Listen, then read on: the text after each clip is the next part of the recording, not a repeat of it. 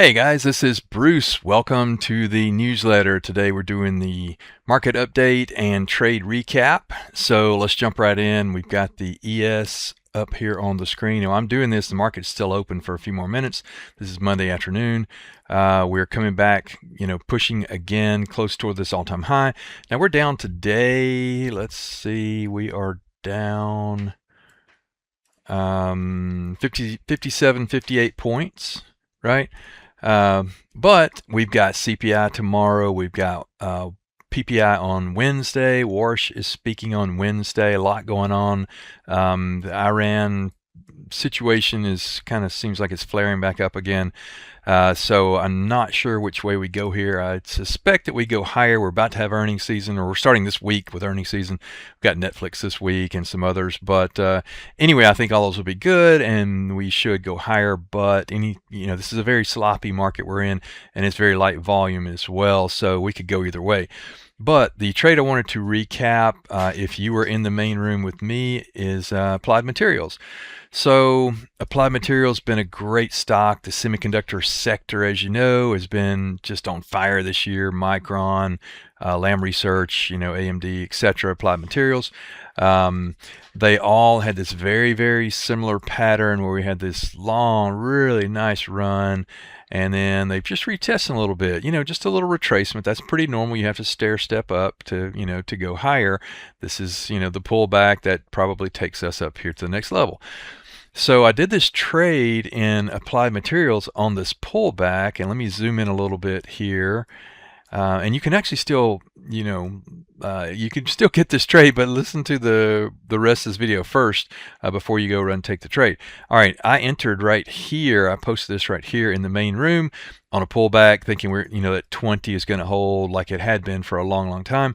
And we go back up here. And what I was targeting was 700. I did a little math. I'm targeting 700 up here for a rebound back up into that 700 price level, right? I did this. This is a really cool trade. So I did a broken wing butterfly here, and we only paid 50 cents for this butterfly. And at the time, let's go back over here. At the time, right here, we were at, you see the price over here on the side? We were at $592, 592. So we were about right here with a $100 expected move. So that gets us basically 600 to 700. And that's the reason that I set the trade up like that. I did do a broken wing because I did not think we were going to overshoot it. And this is a fairly short-term trade, right? This is not typically a run into earnings type trade.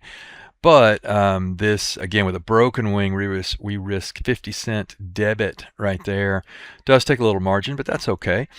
If we were to get to, so it's $500 on 10 contracts. So it's $500 of max risk on the downside. Now on the upside up here, and you see the price is like flip-flopping all over the place here.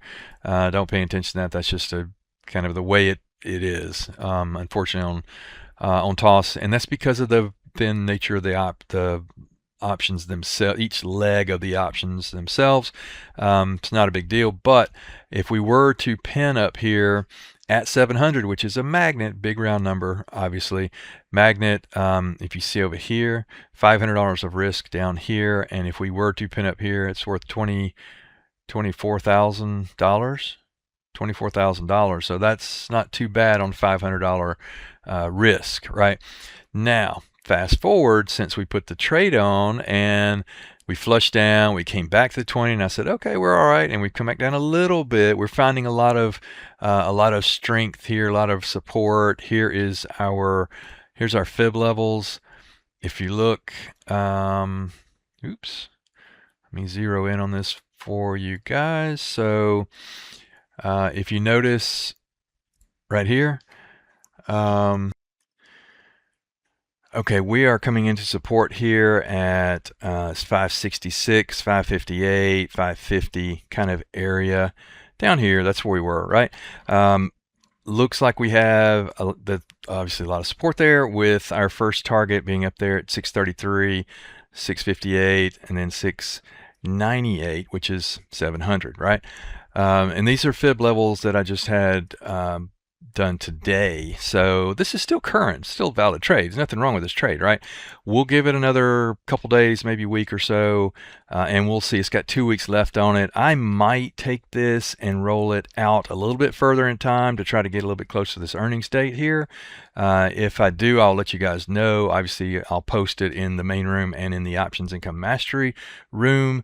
So we'll keep an eye on it and see what happens here. So let me know if you have any questions, and if you're not subscribed to the newsletter, we'll put a link down here below, and subscribe to the newsletter, because I know we post these videos other places sometimes. So with that, let me wind it up. Let me know if I can help, and thanks for the time.